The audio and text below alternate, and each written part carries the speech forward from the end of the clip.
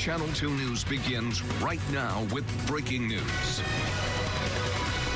Happening now at 6, a massive water main break, flooding cars and trapping people in their homes. You're literally tossing Jose over the fence? Yes, I mean, because it's pretty high, so there was no way for me to give it to him. But I pretty much had to toss him through the gate. That break near a water plant that processes more than 40% of the city's water, impacting businesses and homes across the area tonight. The water pressure for the next several hours will continue to be low. So tonight, the mayor anticipating that many residents will need to boil their water for the next 24 hours. Hello, and thank you for joining us this evening. I'm Dominique Saxa. And I'm Andy Sirota. That water main break also forcing businesses across the area to close early because of a lack of water. All HISD schools will be closed tomorrow, so will Harris County courts, and it's even impacting hospitals tonight. Let's get a live look now at the impacted area from Sky 2. The water is receding, but it's still causing a major traffic issue tonight. Take a look at a lot of red on the map as people try to navigate that area. The Beltway also dismissing tolls on the east side to try and help the situation. We have a team of reporters covering this breaking story tonight. We begin with how all of this started. Channel 2's Bill Spencer live near that break with details. Bill.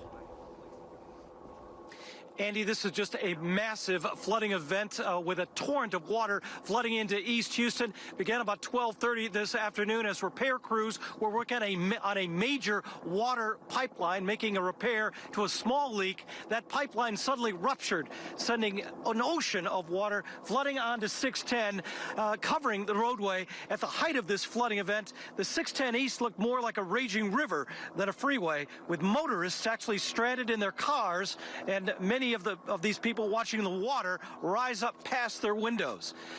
There is still a low water situation in a low water pressure situation here in East Houston, affecting many thousands and thousands of people. The mayor warning people that they need to boil their water.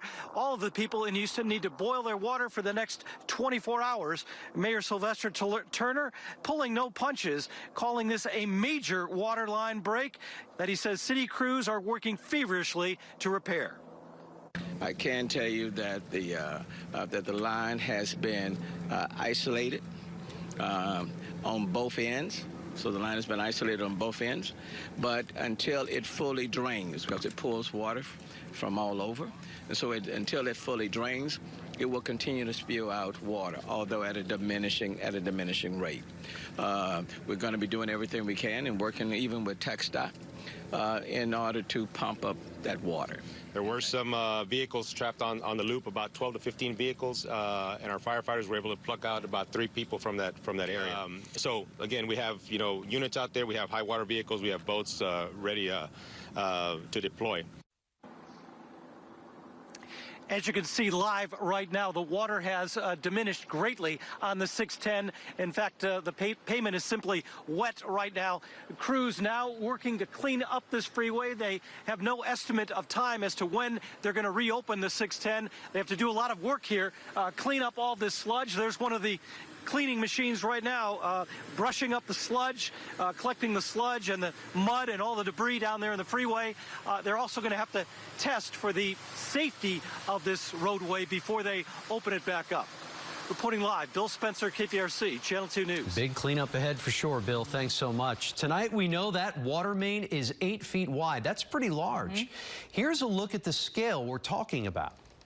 This graphic shows you the scale of an 8-foot water main and a man who stands at 6 feet tall. While we haven't received an amount of water lost in this break from the city of Houston just yet, the amount of flooding left behind is an indication that we are talking about massive amounts of water here. And this rising water caught drivers and neighborhood residents by surprise. The Houston Fire Department had to rescue 3 people from their cars that were flooded out, and some were trapped in their homes, left to watch the water rise after getting no assistance from the city. Channel 2's Joel Eisenbaum live in East Houston tonight with their story. Joel. Andy, I cannot emphasize, by the way, how bad it is trying to get from point A to point B in the city of Houston on the east side. We are on McCarty. This is right now live, and there's a half-mile of traffic trying to transition onto Clinton Drive, which is sporadically closed. These cars and trucks and 18-wheelers have been sitting here for the better part of an hour already, not moving at all. Of course, a lot worse for a lot of other commuters today. Just incredible video, I think, really, on 610 near Clinton when we saw all that water. I mean, can you imagine? There's not a drop of rain out. You are driving, and all of a sudden you are in a flood. A dozen cars and trucks were lost in this thing.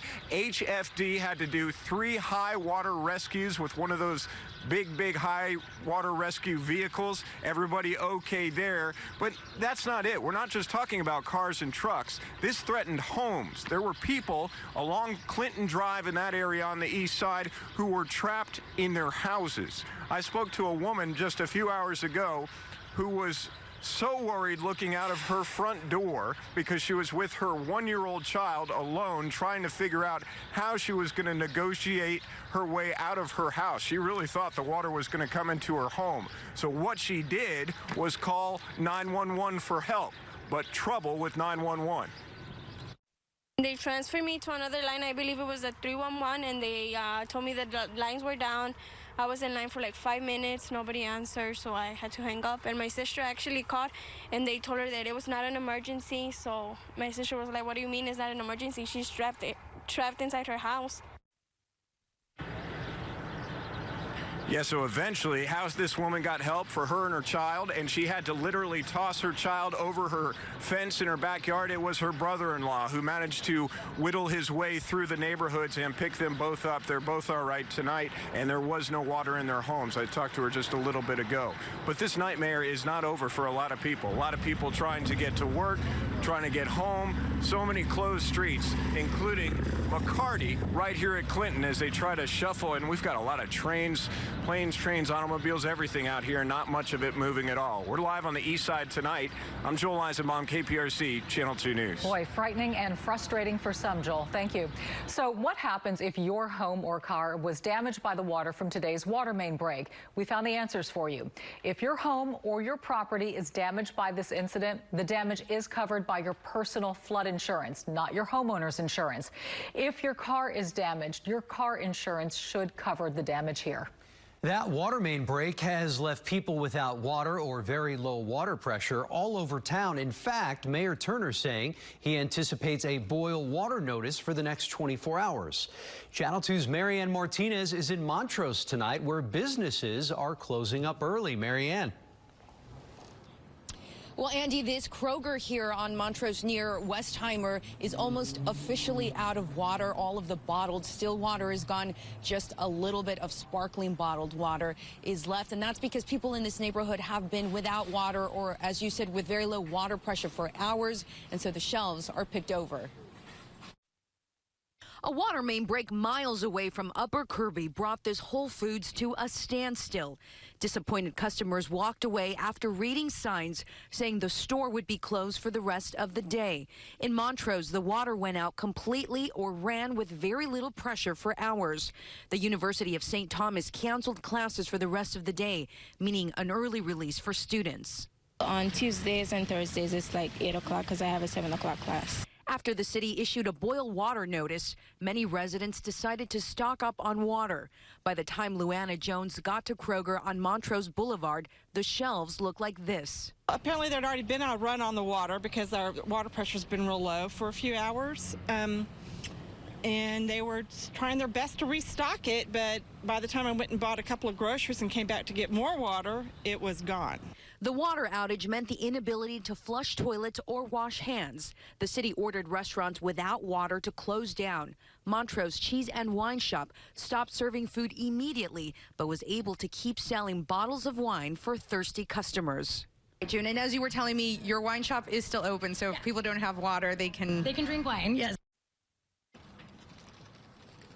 Now, Kroger telling us they will be restocking the shelves around 6 p.m., so any second there should be more water back on the shelves. They had 14 locations that were impacted by this event. Now, also an update on University of St. Thomas. They have now added tomorrow on the list of closures no classes for University of St. Thomas as well. Reporting live from Montrose, Marianne Martinez, KPRC, Channel 2 News. Thank you, Marianne. Montrose, just one part of town feeling the effects from all of this. Channel 2's Bill Barajas live in 3rd Ward tonight with more on the impact there. Bill? Well, we got good news. Things seem to be getting better here. When we first arrived in this 3rd Ward neighborhood, everyone seemed to be complaining about low water pressure. The elementary school here had to shut down some of their after-school programs, and residents were even trying to make plans to stay with family members because the problem was so bad. But at least one resident showed us that things seem to be improving. The water pressure was low, and I started to call the water department, and then I saw some texts on Facebook, so I noticed it was a problem. And then you came here to check for yourself, to see for yourself. Right. So it looks like now it's better than it was before, but at first we were looking at something similar to something like that. Willie Brooks says the issue started at about noon today. She and her neighbors coming home to find that there was little to no water coming out of their faucets or toilets. The issue also affecting universities. TSU and the University of Houston both canceling classes for the remainder of the day. The University of Houston even providing some of their students with water, according to a tweet. Residents here on Sawyer and Wichita in 3rd Ward telling me they're hoping things continue to get better, but are still in shock that they were even affected. I was surprised that from that area, from 610 to by the shift channel, I guess, somewhere in that area, it was amazing that it affected us. And residents say they will continue to monitor the situation here, but things seem to be getting better. Live in 3rd Ward, Bill Barajas, KPRC, Channel 2 News. Thank you, Bill. Of course, there was concern that the water situation could impact the first night of the cook-off at the Houston Rodeo, but the grilling is going on as planned tonight. That's right. Channel 2's Hannah McKenzie joining us now live from the cook-off with an update. Hannah. Hey there, good evening. Yeah, gates opened just over an hour ago, and things are in full swing here at the cook-off. Take a look at this. Teams already hard at work, hoping to take that top spot in their designated categories, and my, does it all look good. The low water pressure, not an issue here right now, but Pitmaster Grant Pinkerton says it could be a different story tomorrow. If we can't get water in tonight, tomorrow could be a real rodeo. What do you use the water for? Cleaning, washing dishes. We have an air-conditioned trailer with bathrooms in it that have running water. So that needs a big tank and needs to get refilled. So hopefully that can get done tonight. And tonight, most of these teams plan on feeding around 600 mouths, so they better be prepared. And most of them, though, are pretty self-sufficient. They all bring these huge tanks of water. I'm told this team has about 550 gallons, so they shouldn't be running out anytime soon. But again, if these don't get filled up throughout the weekend, that's when they could run into some problems. Reporting live at Energy Park, Hannah McKenzie, KPRC, Channel 2 News. All right, Hannah, thanks so much. Coverage of this still breaking story continues on our website this evening. That includes a list of closures. Just head to click2houston.com and look for updates on our homepage. Want to get out to Channel 2's Mario Diaz. He is live for us in the medical center, live on a helipad there with some healthcare workers at Memorial Hermann. Mario. Andy, we're 120 feet high right now, one of the best vantage points you can have on this day anywhere in Texas. I'm looking behind because we did see the smoke that was over there in Kingwood behind the jet trail. But I want to show you what the scene is like over here to my left. Camera right, you can see about 75 members of the staff here have gotten on top of this abandoned helipad that they no longer use to capture the site here. But this is not the only one. I got to show over here, too. Look at over here. If you look, there's other parking garages here in the Med Center and rooftops. We have two guys right over here. The other parking garage right over there starting to fill up with a lot of people. Truly everyone wanting to capture this special day and historic flyover of the Blue Angels. They have not been in the Houston area for about 2 years. That was their last time that they were here flying. And as we can see already in the distance, they're starting to show their smoke over there near downtown. I can see them from where I'm at right now, right above near like the George R. Brown Convention Center, it looks like, over there by Minute Maid Field. And they're going to make their way here. And just look at the site right over here as they're starting to make their way. You can see all of these medical personnel as well putting up their cameras. For them, this is a quite the relief for them to be out here after all that they have had to endure, not only here but at other hospitals in the state of Texas, to see the Blue Angels on this day soar right above their hospital, as well as the entire medical center. A salute to not only what they have done, but what they have accomplished here with this pandemic. I'm going to go ahead and sit in silence here for a few moments because they're about to fly over. Take a look.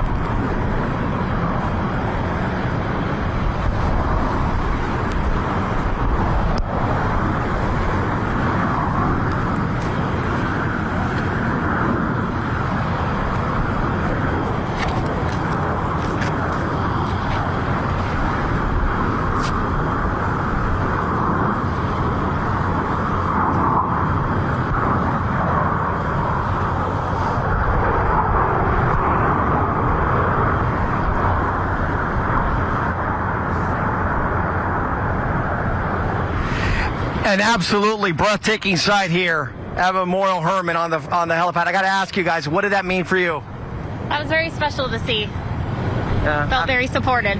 Very supported to see them out here. What about yourself? How did that make you feel? I used to watch these at home growing up, so it was really cool to see them come out to Houston to support us.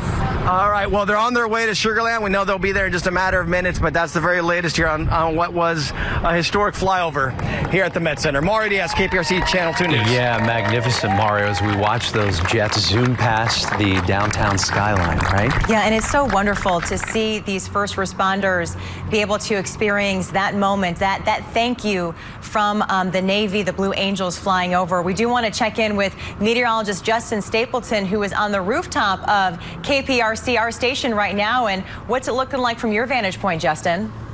Hey guys, it is absolutely amazing. They are literally just a second away from going right overhead. I'm going to go quiet here so that you can check this out. Here they come.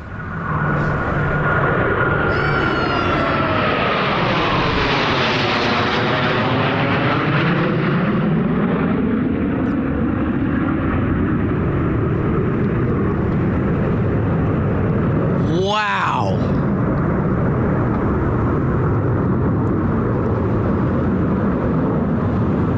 Guys, I got to tell you, the only words I think I could describe for that was just absolutely breathtaking.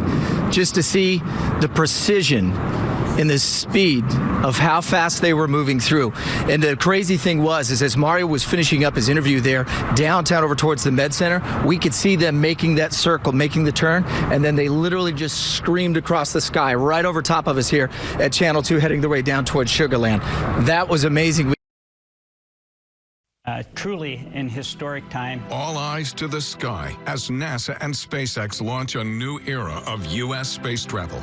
Getting a chance again to see human spaceflight in our own backyard, if you will, is pretty exciting to be a part of. American astronauts heading to the International Space Station from American soil for the first time in nearly a decade, inspiring a nation once again.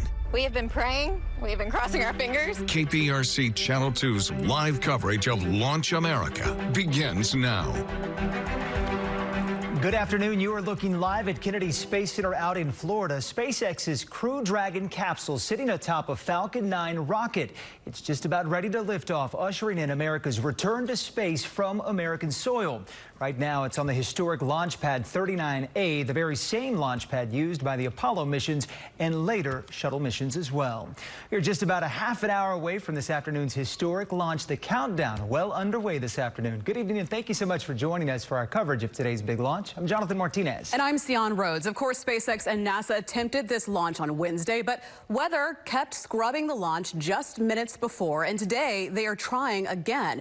From the Florida Space Coast to right here in Space City, we have live team coverage as we cover this launch. And former astronaut Greg Johnson will also be joining us.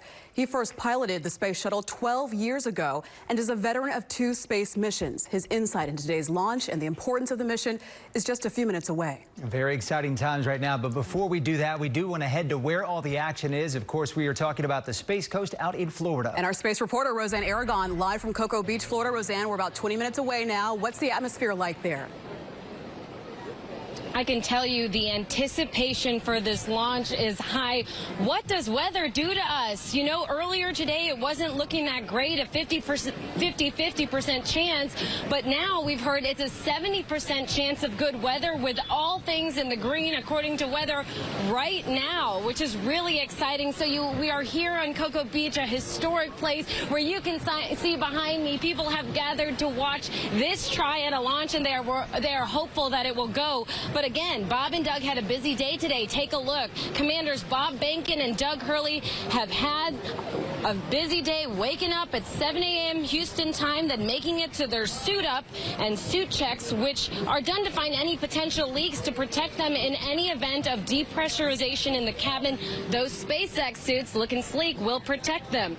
Then another historic moment I want to show you. The 2 walk out of these historic doors, the Neil Armstrong Operations and Checkout building, a building that has had this moment, historic shots for 150 and now hopefully 151 missions in history.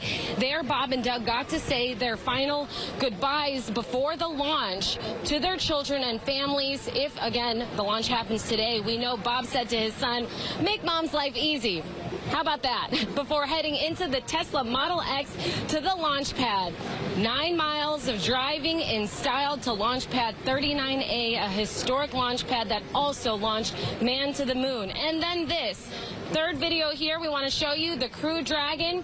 They get into the Dragon. They were strapped up just before that. They were in the White Room. And fun fact, that is the last place they would be standing on Earth before a launch.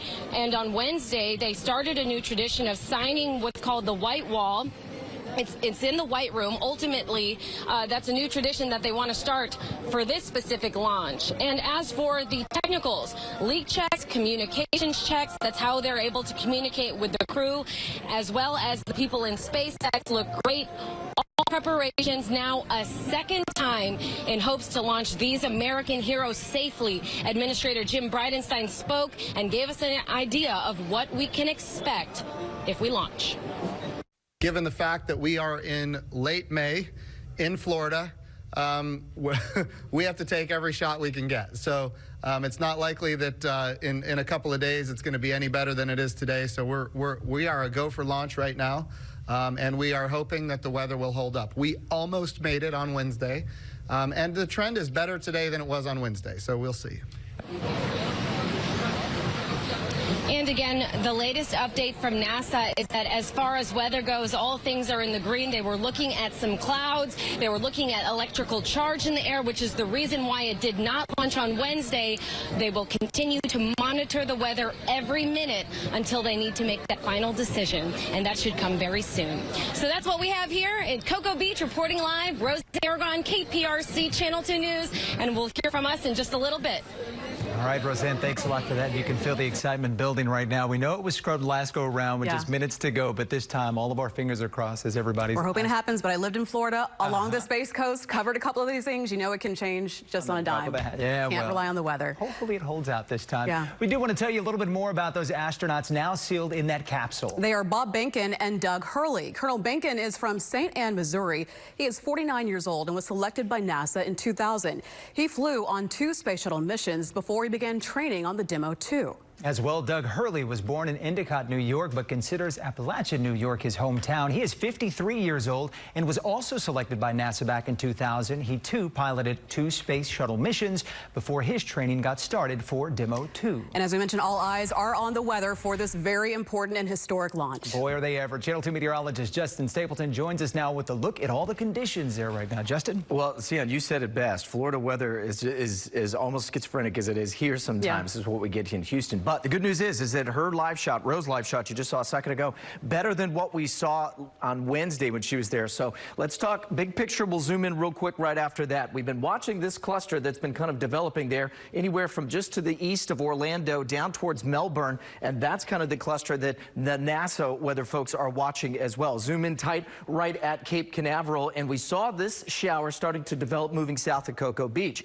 Meanwhile, we've been watching this one near Port St. John, but notice that has started to decrease as well. One of the other factors they always factor in terms of being able to launch weather-wise is visibility. You want to be able to keep an eye, an actual visual spot of the rocket as it goes up. Right now, these clouds are starting to back off. That is certainly good news. And let's take our futurecast as we run it. Notice that it does try to clear out some cloud cover through there, but does look like we are certainly back up to a better than 50% chance, as Roseanne mentioned a second ago, officially giving it a 70%, guys. And that's certainly better than what we were doing this time on Wednesday when we were this close to launch. Very exciting for sure, and hopefully we'll keep our fingers crossed here in the Weather Center, and the good weather juju will allow them to launch in just under 30 minutes here. I was going to say, I think it's about 15 minutes now. We cannot We're getting close. Thanks a lot for that, Justin. You know, these astronauts train and live right here in Houston, so we certainly have a very special connection to that mission. And many people here excited to see a launch from American soil. Channel 2's Hannah McKenzie live at a watch party in Seabrook with folks who are gathered and anxiously awaiting. Hannah?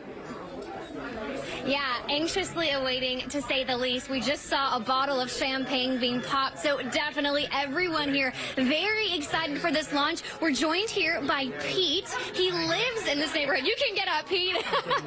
So tell me about this neighborhood. You guys have a very strong tie to NASA. You're kind of known as Astro Hood, right? We are. So this is Timber Cove. Our city is Taylor Lake Village. This neighborhood started back in the late 50s, early 60s when NASA was just starting with the main manned spacecraft center here. We had, I think, 4 of the original 7 astronauts and a lot of the original NASA employees that came here to start the manned spacecraft center. And just over the years, we've had lots of NASA people, lots of contractors, astronauts living here. So it's always cool when your neighbors are about to fly in space. And that is more true than you could even imagine, because Ben Benke is one of your neighbors, correct? Yep. Bob lives at the other end of the neighborhood. We'll correct that. And his wife Megan and their daughter Theo. Megan's also an astronaut. So kind of part of the tradition, not just astronauts living here, but astronauts' families. And so you guys threw a little bit of a party for Bob as he was leaving, you know, ahead of, you know, heading to Florida. Talk to me about how excited you are to kind of watch one of your neighbors be launched into space today. It's really cool. You know, like we say, when your neighbors are going to fly in space today, a lot of kids that grow up here are just used to their family, you know, dad's flying to space this week. Okay, what's your dad doing this week? So it's a little different, to say the least. You guys are, you know, celebrating, having a lot of fun out here right now. The final countdown is on. I guess, what, we're 14 minutes away right now. You work for NASA, so you know exactly what's going on right now. What do you do for NASA? So I work in the International Space Station's program office. So these guys are going to my station. I work in the research office. So the commercial crew program is bringing us, it's rotating our astronauts so we can keep the crew members fully staffed on station and they can do the science for us. Very cool, to say the least. Amazing, definitely cool. So Pete, we're going to be standing by. Hopefully we'll speak with you a little bit later as we get closer, or maybe just after the launch. I know we're waiting to hear if the weather will cooperate, but definitely, nonetheless, everyone's having fun out here, so we're going to throw it back to you guys. All right, thanks a lot. Popping the champagne bottle. Already saying things are a go. Speaking of ways to watch, you can check out multiple views of today's launch. We have a dedicated page right now on click2houston.com. So you can pull out your laptop, your mobile phone. You can check out all the different views while you're watching us right here on air as well. And helping us to navigate this coverage this afternoon to give us more context and perspective is retired astronaut Greg Johnson. Pretty neat. Greg joins us via Zoom today. And what an amazing day it is for the U.S. along with our space program. Greg, talk to us about the significance of this being back in American hands and on American soil. Idea is to press on from this outpost and go deeper into the solar system. All right, and with that, Greg, we're going to head and check back in with you momentarily because we are under 30 seconds away from this historic launch as the U.S. sends astronauts to the ISS from American soil. We are going to sit back and listen and watch with you. Stage 1 tanks pressing for flight. T-minus 15 seconds. 10, 9, 8, 7, 6, 5, 4, 3, 2, 1, 0. Ignition. Liftoff of the Falcon 9 and Crew Dragon. Go NASA. Go SpaceX. Godspeed, Bob and Doug. America has launched. So rises a new era of American spaceflight, and with it the ambitions of a new generation continuing the dream.